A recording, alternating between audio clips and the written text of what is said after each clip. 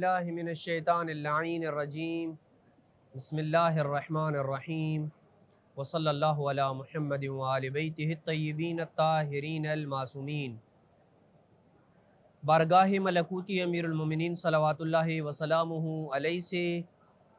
کاروان حسینی مدینہ سے مدینہ تک کی 38 نمبر قسط کے ساتھ اپنے مومنین کی خدمت میں حاضر ہوں۔ گزشتہ گفتگو میں ہم نے جناب مسلم کی گرفتاری کے متعلق تفصیل سے گفتگو کی تھی اور جناب مسلم اور ابن زیاد کے درمیان ہونے والی گفتگو کو بیان کیا جا رہا تھا، اور سلسلہ گفتگو اس مقام پہ پہنچا تھا کہ جناب مسلم نے کہا اگر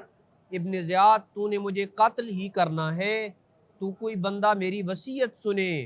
اور اس پہ عمل کرے، جس پہ عمر ابن سعد آگے بڑھا اور کہنے لگا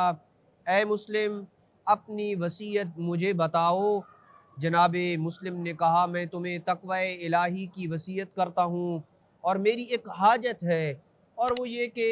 میری سواری اور اسلحہ ان لوگوں کے پاس ہے جنہوں نے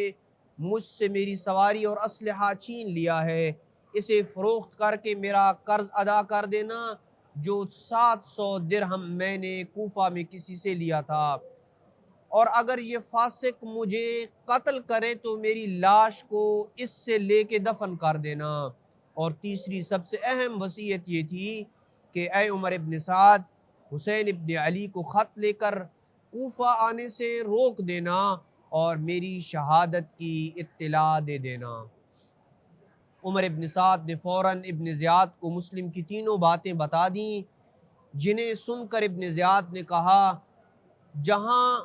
تک آپ کے قرض کا تعلق ہے تو عمر ابن سعد آپ کی سواری اور اسلحہ فروخت کر کے اسے ادا کر دے گا، اور رہا آپ کی لاش کو وصول کر کے دفن کرنا تو یہ فیصلہ ہم نے کرنا ہے، اور خدا جو تیری لاش سے سلوک کرے گا اس کی ہمیں پرواہ نہیں ہے۔ اور حسین ابن علی کا جہاں تک معاملہ ہے تو حسین نے ہماری طرف اگر رخ نہ کیا تو ہم بھی حسین کو کچھ نہ کہیں گے، اور اگر حسین ابن علی کوفہ آئے تو پھر ہم ہرگز باز نہ رہیں گے۔ لیکن اے مسلم تم کوفہ کیوں آئے تھے یہ تو ذرا بتاؤ، تم نے اہل کوفہ کی وحدت کو پارا پارا کیا ہے، جس پہ جناب مسلم نے کہا میں ہرگز اس کام کے لیے نہیں آیا کہ میں امت میں وحدت کی فضا کو پارا پارا کروں جس کا تو مجھ پہ بہتان باندھ رہا ہے، میں تو اس لیے آیا تھا کہ تم بنو امیہ نے برائی کو عام کر دیا تھا، نیکی کو دفن کر دیا تھا، لوگوں کی رضا کے بغیر ان کے حکمران بن بیٹھے ہو،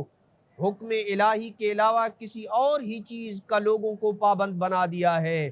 ہم اس لیے آئے ہیں کہ لوگوں کو نیکی کا حکم دیں اور برائی سے روکیں، اللہ کی کتاب اور اس کے رسول کے حکم کی جانب لوگوں کو دعوت دیں، یہ ہمارا مقصد تھا کوفہ آنا، اور ہم اس چیز کے زیادہ حقدار ہیں کہ لوگوں کو حق کی طرف دعوت دیں۔ امیر المومنین صلوات اللہ وسلامہ علیہ کی شہادت کے بعد سے لے کے اب تک مسند رسول کے وارث ہم ہیں، یہ حق ہم سے چھین لیا گیا، امام برحق کی سب سے پہلے مخالفت کرنے والے تم لوگ ہو، امت کو پارا پارا کرنے والے تم ہو، خلافت کو غصب کرنے والے تم ہو۔ یہ سن کر ابن زیاد تلملا اٹھا اور امیر المومنین امام حسن و حسین پہ سب و شتم کرنے لگا۔ تو جناب مسلم نے کہا ان گالیوں کے تم اور تمہارا باپ زیادہ حقدار ہے، جسے سن کے ابن زیاد نے سپاہیوں کو حکم دیا کہ مسلم کو دار الامارہ کی چھت پہ لے جاؤ اور اس کا سر قلم کر دو۔ ایک شامی جناب مسلم کو دار الامارہ کی چھت پہ لے گیا، اور حالت یہ تھی کہ جناب مسلم مسلسل تسبیح و استغفار کر رہے تھے اور بار بار کہہ رہے تھے اے اللہ ہمارے اور ان لوگوں میں بہترین فیصلہ کر جنہوں نے ہماری نصرت سے پہلو تہی کی، اور یوں عالم غربت میں ظلم کے ساتھ جناب مسلم کو قتل کر دیا گیا۔ جناب مسلم کی شہادت کے بعد ابن زیاد ملعون نے حکم دیا کہ ہانی کو بھی جیل سے نکالو اور قتل کر دو، اور جب جناب ہانی کو قتل کیا جانے لگا تو اس وقت جناب ہانی نے کہا اے اللہ آج کے دن کو میرے گناہوں کا کفارہ قرار دے، میں نے جو کچھ بھی کیا تیرے نبی کے دختر کے لخت جگر حسین کی نصرت کے لیے کیا، اور ان ظالموں نے جناب ہانی کو بھی شہید کر دیا۔ اور اس کے بعد ابن زیاد نے اپنے سپاہیوں کو حکم دیا کہ مسلم اور ہانی کی لاشوں کو کوفہ کی گلی کوچوں میں گھسیٹو۔ جب امام حسین زورد نامی جگہ پہ پہنچے تو یہ خبر آپ کو اس اسدی نامی شخص نے امام علیہ السلام کو جناب مسلم اور ہانی کی شہادت کی خبر دی، اور کہا جب میں کوفہ سے نکلا، یعنی وہ شخص اسدی جو ہے وہ امام حسین علیہ السلام کو اس انداز میں خبر دے رہا ہے کہ جب میں کوفہ سے نکلا تو مسلم اور ہانی کے پاؤں میں رسیاں تھیں اور ابن زیاد کے درندے ان کی مقدس لاشوں کو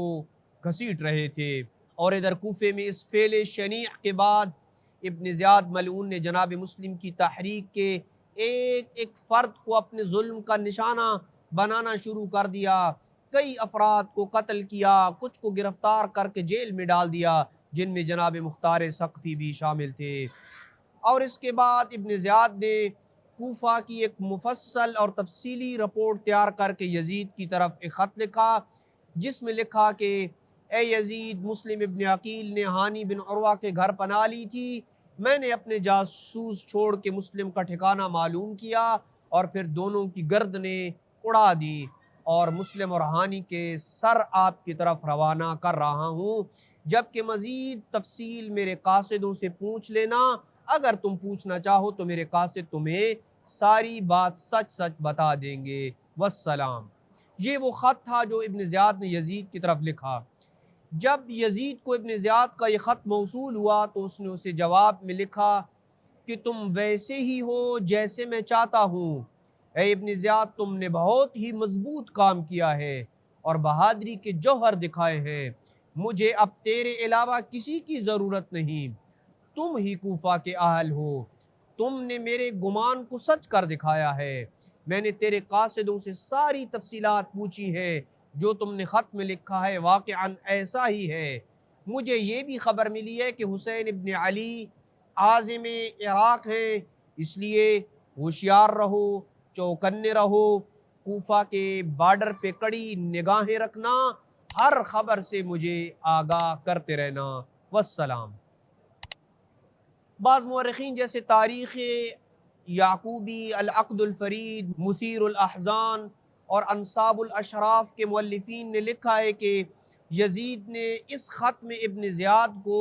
امام حسین علیہ السلام کے قتل کا بھی حکم دیا تھا، اور لکھا تھا کہ مجھے خبر ملی ہے کہ حسین کوفہ آ رہے ہیں، اور ان کا تمام شہروں کو چھوڑ کے کوفہ آنا یہ تیرے لیے بہت بڑی آزمائش ہے، یہی تیرے دن ہیں۔ اگر تم نے حسین کو قتل کیا تو ٹھیک، وگرنہ تیرا نسب دوبارہ تیرے باپ عبید ہی کی طرف پلٹ جائے گا، اس لیے اس موقع کو ہاتھ سے مت جانے دینا۔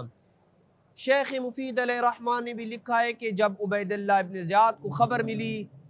کہ امام حسین علیہ السلام مکہ سے کوفہ آ رہے ہیں، تو اس نے حسین بن نمیر کو قادسیہ روانہ کیا، جو کوفہ اور عراق کے حالیہ شہر دیوانیہ کے درمیان واقع ہے، اور اس نے وہاں ایک چوکی نصب کی اور 4000 سپاہی اس پہ مقرر کر دیے، اور وہاں کے لوگوں کو حسین بن نمیر نے ابن زیاد کا پیغام سنایا کہ حسین ابن علی عراق آ رہے ہیں، کوئی بھی حسین کی نصرت کے لیے گھر سے نہ نکلے، اور سوائے عمرہ و حج کے کوئی بھی کوفہ سے حجاز کی جانب سفر نہ کرے۔ یہ تھا کوفہ کے حالات کا بیان کہ کس طرح ابن زیاد نے کوفہ پہ کنٹرول کیا اور کس طرح جناب مسلم اور ان کے ساتھیوں کو شہید کیا، جبکہ اگلی قسط میں ہم امام حسین علیہ السلام کی مکہ سے عراق کے سفر میں پیش آنے والی منازل پہ تفصیل سے گفتگو کریں گے۔ وصلی اللہ علی محمد وآل بیتہ الطیبین الطاہرین المعصومین۔